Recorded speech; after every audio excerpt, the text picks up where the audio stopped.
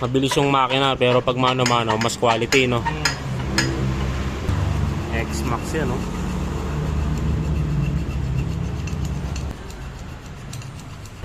Tatarino in the house, yo.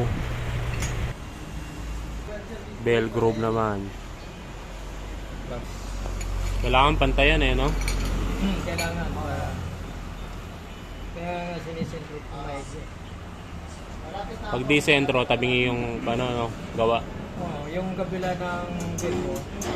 Ito yung isa sa pinaka-importante. Kailangan sentro o level yung pag-uupuan ng imamachine shop para perfect ang pagkakagawa. Baka di mag-umpisa dragging mo eh.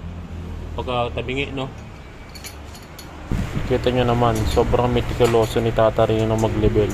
Sobrang pulido talaga. At nung tama na ang pagkaka-level, isalpak na natin ang bell. Biyahe ni Paolo. Biyahe ni Paolo. Guys, tignan nyo maigi yung pagkaka-groove ni Tatarino. Hindi siya thread type kagaya ng iba. Isa-isa niya talagang gino-groove yan sa bell nyo. Ayan yung finished product, titigan yung maigi. Pantay-pantay. Naka-center spring ka na rin. Ito naman guys, yung torque drive ng X-Max. Binago ni Tatarino yung angle niyan. Basta alo yung torque drive nyo, pwedeng i-re-angle ni Tatarino yan. Ito naman guys, yung finished product ng X-Max. Tingnan nyo naman yung bell. Pantay-pantay yung pagkaka-groove, tapos sobrang pino. Yung dry paste naman sobrang kinis, tapos may built-in washer na din siya. Grabe, daig pa aftermarket ah. Ito naman yung pulley ng X-Max. Grabe, tingnan nyo naman. At ang mga 160 kaya-kaya lalo pag na-marami yung 160 basic lang. Basta ganito ang pagkakagawa, no? Nadinig nyo yun?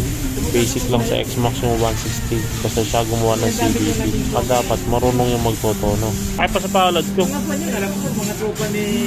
12 video lang ah. Kabit na.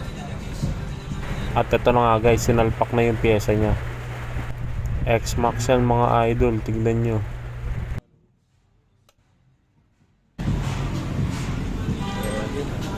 X-Max.